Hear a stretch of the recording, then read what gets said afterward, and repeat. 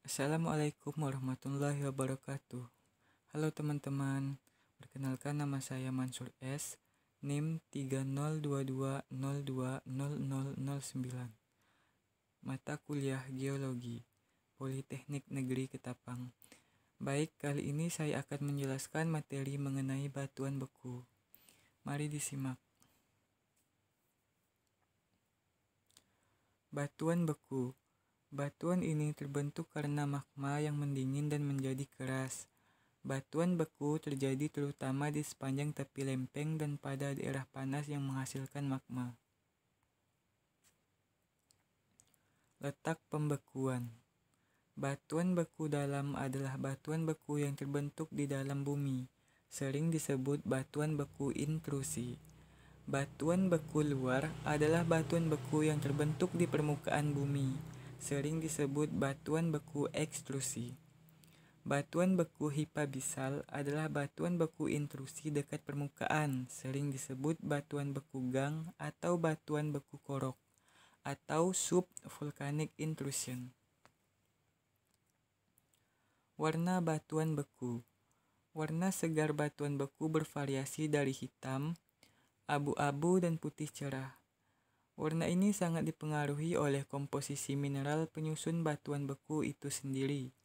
Apabila terjadi percampuran mineral berwarna gelap dengan mineral berwarna terang, maka warna batuan beku dapat hitam berbintik-bintik putih, abu-abu berbercak putih, atau putih berbercak hitam, tergantung warna mineral mana yang dominan dan mana yang kurang dominan. Pada batuan beku tertentu yang banyak mengandung mineral berwarna merah daging, maka warnanya menjadi putih merah daging.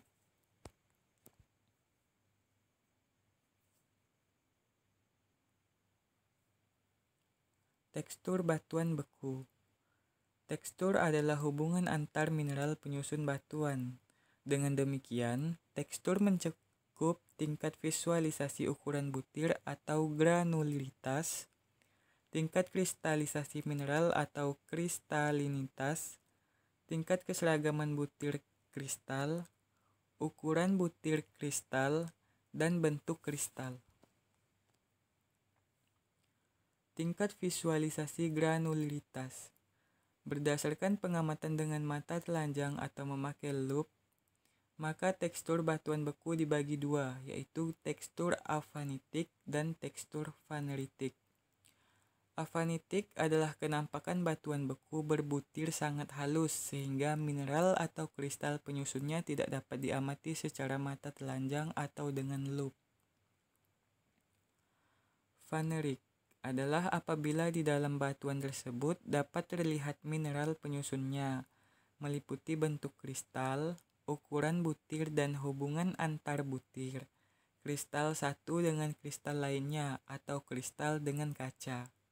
Singkatnya, batuan beku mempunyai tekstur fanerik apabila mineral penyusunnya, baik berupa kristal maupun gelas atau kaca, dapat diamati.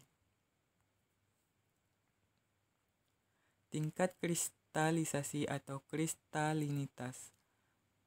Terdapat 3 bagian. Di sini yang pertama ada holokristalin, apabila batuan tersusun semuanya oleh kristal. Yang kedua, holohialin, apabila batuan tersusun seluruhnya oleh gelas atau kaca. Yang ketiga, hipokristalin, apabila batuan tersusun sebagian oleh kaca dan sebagian berupa kristal. Berikutnya, tingkat keseragaman butir. Yang pertama ada equigranular, apabila kristal penyusunnya berukuran butir relatif seragam. Tekstur sakaroidal adalah tekstur di mana ukuran butirnya seragam seperti gula pasir atau gula putih. Yang kedua, ineguigranular, jika ukuran butir kristal penyusunnya tidak sama. Nah, di sini ada ukuran butir kristal kurang dari 1 mm itu berbutir halus, 1 sampai 5 mm berbutir sedang, 5 sampai 30 mm berbutir kasar, Lebih dari 30 mm itu berbutir sangat kasar. Mm itu milimeter ya teman-teman. Berikutnya ada bentuk kristal. Yang pertama euhedral. Jika kristal berbentuk sempurna atau lengkap, dibatasi oleh bidang kristal yang ideal, tegas, jelas, dan teratur. Yang kedua, subhedral. Jika kristalnya dibatasi oleh bidang-bidang kristal yang tidak begitu jelas, sebagian teratur dan sebagian tidak. Dan yang ketiga ada anhedral, kalau kristalnya dibatasi oleh bidang-bidang kristal yang tidak teratur. Nah, di sini ada struktur batuan beku. Ada aktif vulkanis. Struktur batuan beku sebagian besar hanya dapat dilihat di lapangan saja. Misalnya, pilau lava atau lava bantal, yaitu struktur paling khas dari batuan vulkanik bawah laut, membentuk struktur seperti bantal.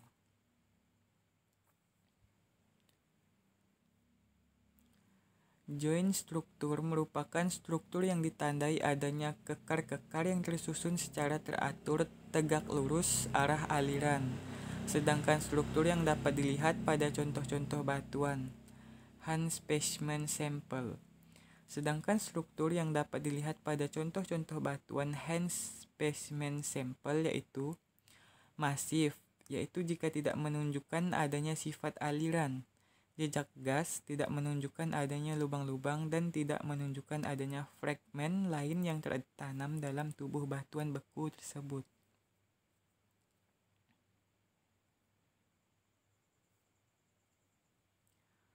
Vesikular, yaitu struktur yang berlubang-lubang yang disebabkan oleh keluarnya gas pada waktu pembekuan magma. Lubang-lubang tersebut menunjukkan arah yang teratur. Kemudian ada skoria, yaitu struktur yang sama dengan struktur vesikular, tetapi lubang-lubangnya besar dan tidak menunjukkan arah yang tidak teratur.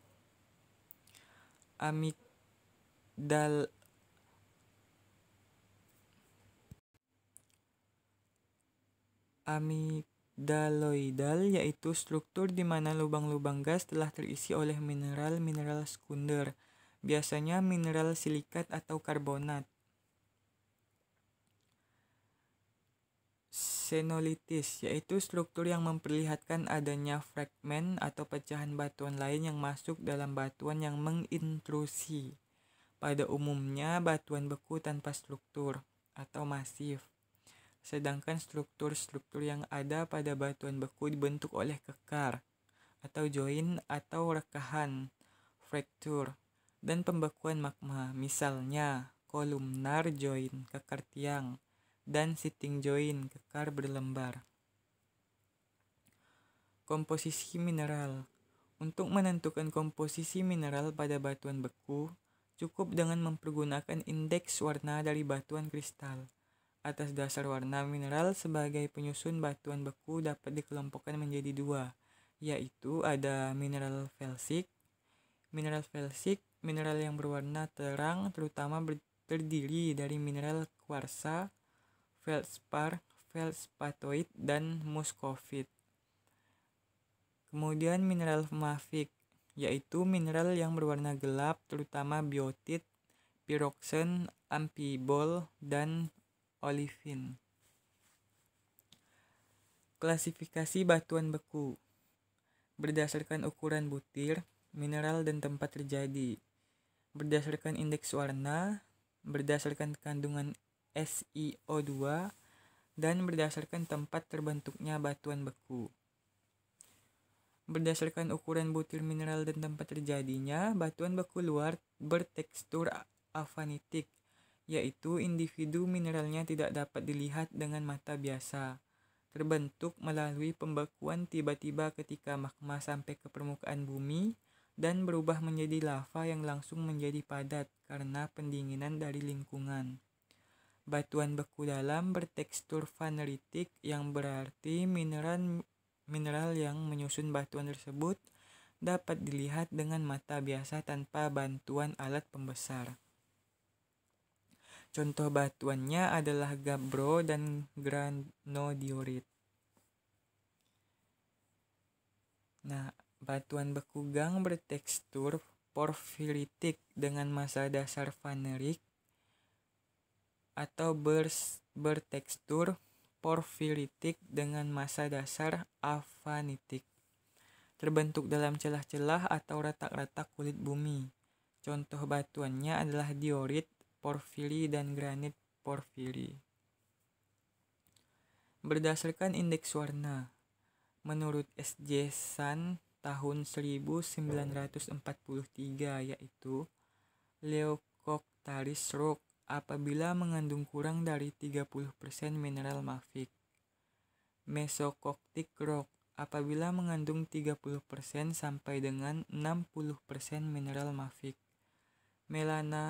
Melanocractic rock apabila mengandung lebih dari 60% mineral mafic. Menurut S.J. Ellis tahun 1948 yaitu holofelsic untuk batuan beku dengan indeks warna kurang dari 10%. Felsic untuk batuan beku dengan indeks warna 10% sampai 40%. Mafelsic untuk batuan beku dengan indeks warna 40% sampai 70%. Mafic untuk batuan beku dengan indeks warna lebih dari 70%.